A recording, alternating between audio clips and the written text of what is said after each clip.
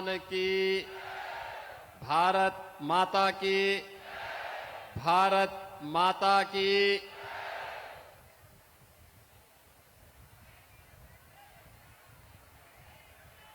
व्यासपीठ पर विराजमान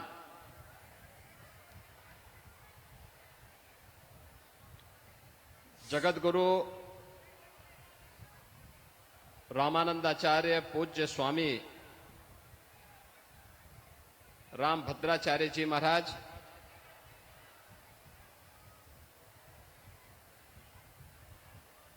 उनके कृपा पात्र उत्तराधिकारी शिष्य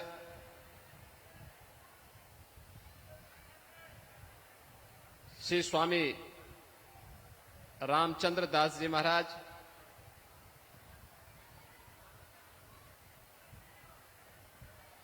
मर्यादा पुरुषोत्तम प्रभु श्री राम की इस पावन कथा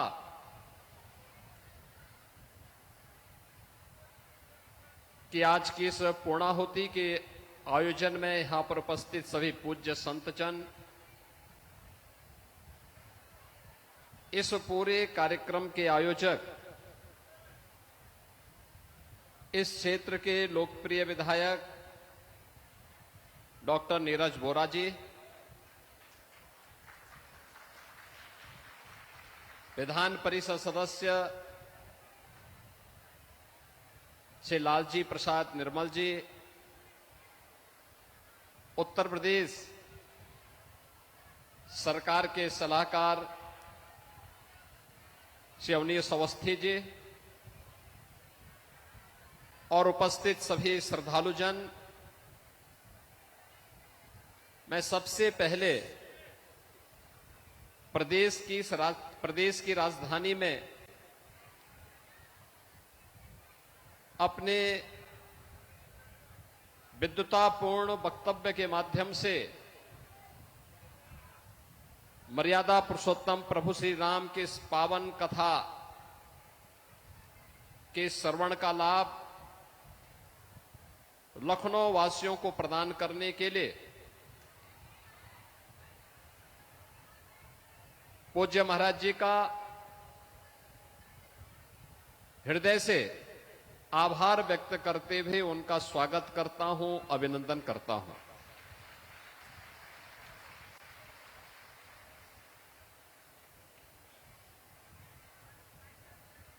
हम सब इस बात को अक्सर महसूस करते होंगे, श्री राम जन्मभूमि आंदोलन के दौरान पूज्य संतों ने इस पूरे आंदोलन को अपने जन्म मरण का प्रश्न बनाया था। इसलिए नहीं कि किसी को इसका श्रेय मिले, इसलिए इस अभियान के साथ हर संत जन, पूज्य संत जुड़े थे, क्योंकि भारतीय परंपरा में, भारत की विरासत में मर्यादा पुरुषोत्तम प्रभु श्री राम हम सबके एक ऐसे आदर्श हैं जिन्हें अगर हम मान करके चलें कि जीवन की हर समस्या का समाधान अगर किसी एक नाम में है तो वह प्रभु श्री राम के नाम में है। और कोई ऐसा भारतवासी नहीं होगा, राजनीति से कोई प्रेरित हो, पूर्वाग्रह से कोई ग्रसित हो, ऐसे कुछ चुनिंदे नामों को छोड़ दें तो कोई भी ऐसा भारतीय नहीं जिसके अंदर भारत का डीएनए है, वह किसी न किसी रूप में प्रभु श्री राम के आदर्श को अपने जीवन का हिस्सा न बनाया हो। कोई ऐसा भारतीय आपको नहीं मिलेगा। और एक नाम जो उत्तर से लेकर दक्षिण तक, पूरब से पश्चिम तक हर भारतीय को जोड़ सकने की सामर्थ्य रखता था। पूज्य संतों के सानिध्य में वह नाम मर्यादा पुरुषोत्तम श्री राम का था और इसलिए लगभग 500 वर्षों तक यह आंदोलन चलता रहा। एक लंबे समय तक आंदोलन चला। याद करिए 491। अरे अरे अरे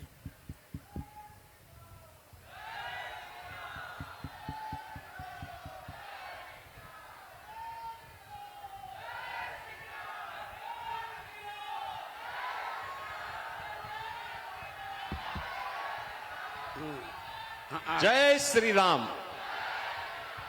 491 वर्षों तक यह आंदोलन किसी न किसी रूप में चलता रहा। 2019 में जब सर्वोच्च न्यायालय की एक फुल बेंच थी, वहां के सभी माननीय न्यायमूर्तियों ने अपना फैसला दिया, तो उस फैसले में उन्होंने सर्वानुमति से इस बात को स्वीकार किया कि जहां रामलला विराजमान है वहीं राम जन्मभूमि है।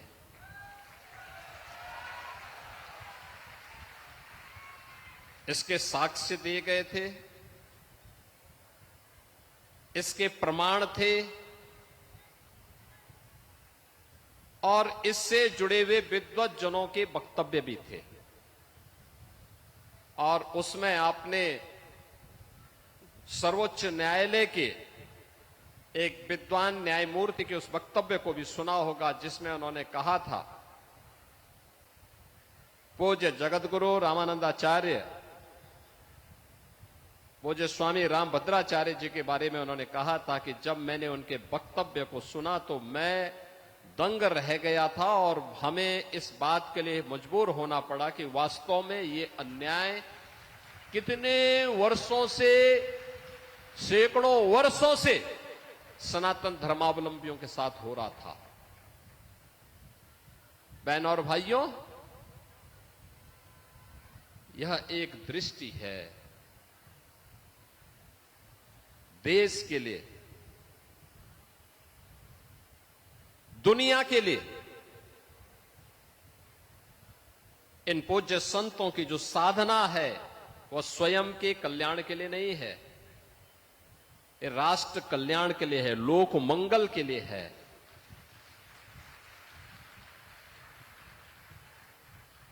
आप देख रहे होंगे बहुत सारे लोग ऐसे होंगे जो वे जगत गुरु हैं, उनके द्वारा स्थापित पहला उत्तर प्रदेश का ही नहीं भारत का पहला दिव्यांग विश्वविद्यालय चित्रकूट में, उस विश्वविद्यालय के वे आज अभी भी कुलाधिपति हैं। वे भी इस उम्र में आराम कर सकते थे, लेकिन नहीं, राष्ट्र मंगल की कामना के साथ प्रभु की कथा को जन जन तक पहुंचाने के लिए निरंतर प्रयासरत रहते हैं, निरंतर प्रयास करते हैं। जहां कहीं भी देश में, दुनिया में, जहां कहीं भी कोई भक्तजन उन्हें आमंत्रित करता, वे बड़े सम्मान, उसका सम्मान रखने के लिए, उसके गौरव को बनाए रखने के लिए, प्रभु की इस कथा को जन जन तक पहुंचाने के लिए कार्य करते हैं। पीछे एक ही उद्देश्य होता है कि मर्यादा पुरुषोत्तम प्रभु श्री राम के उन विराट आदर्शों से थोड़ा भी अंश भक्तजन अपने जीवन में अंगीकार कर लें, न केवल उनका कल्याण होगा बल्कि समाज और पूरे देश का बहुत बड़ा कल्याण हो सकता है, बहुत बड़ा कल्याण हो सकता है।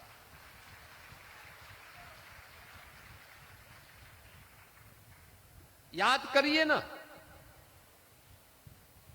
तो रावण और उसके राक्षस जो करना चाहते थे,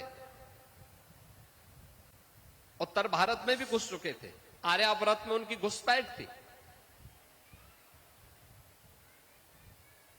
पूरा दंडकारण्य खरौर दूषण के आतंक से त्रस्त था। बस्तर तक ताड़का पहुंच गई थी, मारीच और सुबाऊ पहुंच गए थे। वहां के सुंदर वनों को, नगरों को उन्होंने उजाड़ करके तहस नहस कर दिया था, उजाड़ कर दिया था। याद करना, जब भी नकारात्मक ताकतें वर्चस्व में आएंगी, ऐसे ही उजाड़ करेंगी, ऐसे ही तहस नहस करेंगी, जो रावण के समय में करते थे। शिक्षण संस्थानों को, शोध के केंद्रों को वैसे ही बंजर करेंगे जैसे खरौर दूषण और ताड़का के द्वारा उस कालखंड में किया जाता था। और तब पहले महर्षि विश्वामित्र प्रभु राम को अपने यज्ञ की रक्षा के बहाने ले गए और ताकत को देखना चाहा कि क्या यही राम हैं जिनके बारे में हम सोचते हैं। तो मुकाबला, सबसे पहला मुकाबला किससे हुआ? ताड़का से। मारीच और सुबाहु को तो बक्सर में ही स्वाहा कर दिया गया था, लेकिन मारीच वहां से कई योजन दूर जाकर के गिरा था। उसकी समझ में आ गया था कि गलत व्यक्ति से टकरा गए हैं, गलत दिशा में जा रहे हैं अब। और इसलिए जब रावण उसके पास जाता है तो आपने देखा होगा, जब रावण ने कहा कि तुम ऐसा करो, तो उसने पहले तो मना कर दिया, रावण को समझाने का प्रयास किया, क्योंकि रिश्ते में रावण का मामा भी लगता था। यही होता है, ये चाचा और मामा जब किसी व्यवस्था में पड़ते हैं ना, तो हमेशा उसको कुसंग की तरफ ही लेके जाते हैं, उस सन्मार्ग की तरफ नहीं ले जाते हैं। आपने देखा होगा, शकुनी दुर्योधन के पाले पड़ा तो महाभारत करवा दिया। ऐसे ही ये मारीच रावण के संग आया। रावण ने उनसे कहा कि मेरे साथ इस, पहले तो उसने समझाने का प्रयास किया, लेकिन अंत में उसको मालूम था, रावण ने कहा मार दूंगा अगर नहीं मानोगे तो उसने कहा कि चलो तुम्हें तो मरना ही मरना है, लेकिन मैं तेरे हाथ से क्यों मरूं, कम से कम प्रभु के हाथ से मरूंगा तो उद्धार हो जाएगा।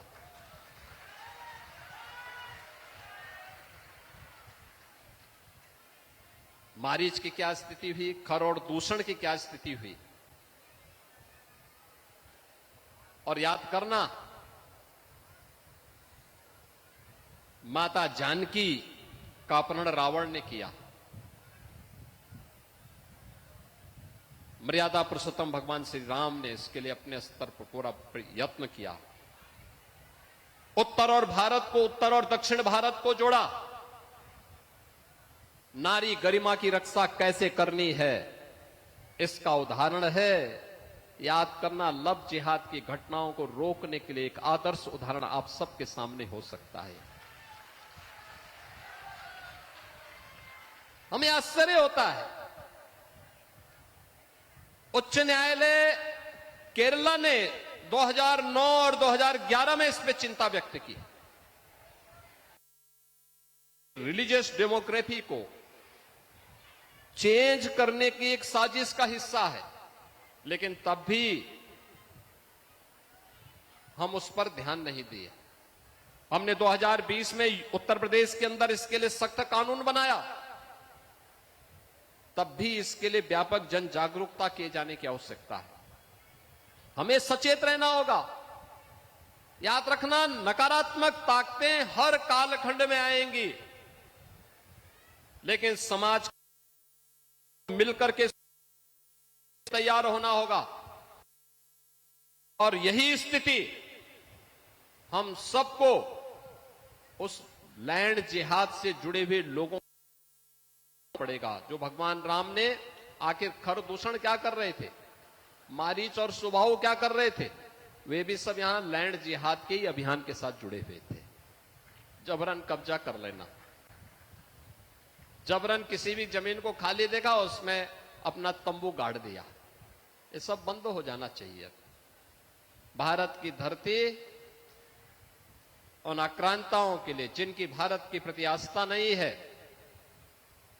जो भारत के प्रति निष्ठा नहीं रखते, भारत के संस्कारों का सम्मान नहीं कर सकते, बहुत अच्छा, बहुत उन लोगों के लिए भारत की धरती धर्मशाला नहीं हो सकती है, बहुत ही एकदम नहीं हो सकती है। और हम सबको उस संकल्प के साथ हम आगे बढ़ेंगे। कोई कारण नहीं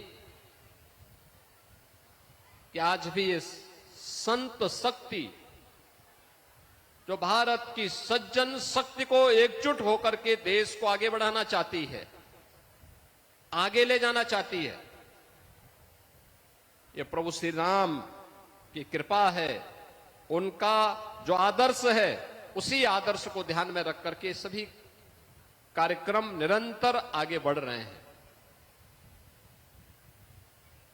तोड़ने वाली ताकतें आएंगी, वे विभाजित करने का कार्य करेंगी। कोई जाति के नाम पे बांटेगा, कोई क्षेत्र के नाम पे बांटेगा, कोई भाषा के नाम पर बांटने का प्रयास करेगा। लेकिन हम सबको कथा के उस मर्म को समझना पड़ेगा जो यहां पे व्यासपीठ से पूज्य जगत गुरु के द्वारा आप सबको यहां पर उसके मर्म को समझाने का प्रयास किया गया है। हम सब उस मर्म को अपने जीवन का हिस्सा बनाएं। कथा केवल सुनने की नहीं, उसको अंगीकार करने की भी एक महत्वपूर्ण कड़ी का हिस्सा होता है। हमारे यहां क्या कहते हैं, हम जिसको अपना आदर्श मानते हैं उसके अनुरूप बने। हम शिव की पूजा करते हैं, हम राम की पूजा करते हैं, तो उनके उन आदर्शों को अपने जीवन में उसका हिस्सा बनाएं, उसके अनुरूप हम जीवन जीने का प्रयास करें, उसके अनुरूप बनने का प्रयास करें, उनके उन आदर्शों को अपने जीवन का हिस्सा बनाएं, अपने परिवार के सदस्यों को उन आदर्शों से प्रेरणा लेने के लिए आगे प्रेरित करें। सबका कल्याण होगा। और याद करना, जिसने भी राम को अपने जीवन का आदर्श बनाया उसका कल्याण हुआ है। जिसने राम का द्रोह किया है याद करना, उसको इस धरती पर कोई जगह नहीं मिली है, कोई जगह नहीं मिली है। हम सब इस बात को ध्यान में रखेंगे। अनेक उदाहरण आपके सामने हैं, अनेक उदाहरण आपके सामने दिए जा सकते हैं, उदाहरण आपके सामने दिए जा सकते हैं। रामायण कालखंड के भी उदाहरण आपके सामने हैं। मारीच है,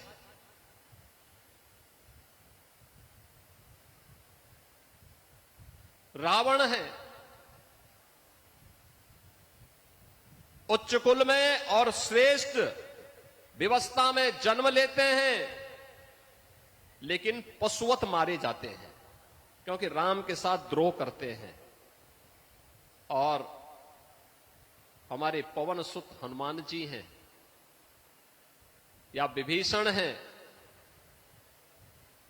सामान्य जीवन में उनको भले ही जन्म के समय उसके उपरांत कितना सम्मान मिला, लेकिन राम की संगत में आने के बाद लोग पूज्य हो गए, सबके लिए पूज्य हो गए। हम प्रातःकाल जिन 7 नामों का स्मरण करते हैं उनमें विभीषण का भी नाम है। हमारे यहां हर समस्या का समाधान हम किसी को मानते हैं, आप देखते होंगे, और हम लोग बचपन से इस बात को देखते रहे हैं। कोई गांव का अनपढ़ व्यक्ति भी, निरक्षर व्यक्ति भी होगा, लेकिन उसको हनुमान चालीसा जरूर याद होगी। हनुमान चालीसा वो जरूर याद करके रखता था। ये है ताकत। और इसीलिए तो आप सौभाग्यशाली हैं कि तुलसी पीठाधीश्वर के श्रीमुख से जगतगुरु रामानंदाचार्य, तुलसी पीठाधीश्वर पूज्य स्वामी रामभद्राचार्य जी के श्रीमुख से इस पावन कथा को श्रवण करने का आनंद आपको प्राप्त हुआ है। और हम लोग इसीलिए कहते हैं, मध्यकाल में तुलसीदास जी ने जो जनचेतना जागृत की थी, समाज को एकजुट होने की, विदेशी आक्रांताओं के प्रति सचेत होने की, प्रभु राम के प्रति भक्ति का जो संदेश देकर के उन्होंने पूरे उत्तर भारत को एकता के सूत्र में जोड़ने का काम किया था, वही कार्य आज जगत गुरु रामानंदाचार्य पूज्य तुलसी पीठाधीश्वर कर रहे हैं। और जिनके श्रीमुख से पावन कथा का श्रवण करने का आनंद आप सबको प्राप्त हुआ। आप सब पूज्य महाराज जी के आशीर्वाद से प्रभु की कृपा के पात्र बने। इस पावन कथा को श्रवण करने का आनंद आपको प्राप्त हुआ। ऐसे विद्वान संत के श्रीमुख से प्रभु की इस गाथा को वर्तमान परिप्रेक्ष्य में हम सब कैसे अंगीकार कर सकते हैं या सुनने जानने का अवसर प्राप्त हुआ। और साधना उनकी देखो, यानी जगत गुरु बनने के पहले एक लंबे समय तक उन्होंने अखंड साधना की थी। अखंड साधना। और इस उम्र में भी फिर उनके द्वारा अगले 6 माह के लिए एक एकांतिक साधना के लिए उनका प्रस्थान हो रहा है। साधना के पूर्व मेरी उनसे बातचीत होगी और हम लोग तो हमेशा उनके साथ में हैं, हमेशा उनका सानिध्य प्राप्त हुआ है, हमेशा उन्होंने समाज को एक दिशा दी है। और मैं तो उनका इसलिए भी कि देखिए, उन्होंने उन सारी बाधाओं को तोड़ा है जिनमें उनके सामने अपनी मेहनत से, अपने दृढ़ संकल्प के साथ जीवन की बाधाओं को तोड़ा है। उन्होंने समाज की उन बेड़ियों को तोड़ा है जो अक्सर किसी ऐसे व्यक्ति के बारे में थोपने के प्रयास होते हैं। और देश के लिए एक आदर्श प्रस्तुत किया है कि नहीं, कोई बाधा आपके जीवन में आपके सत्संकल्प के सामने बाधा नहीं बन सकती है। और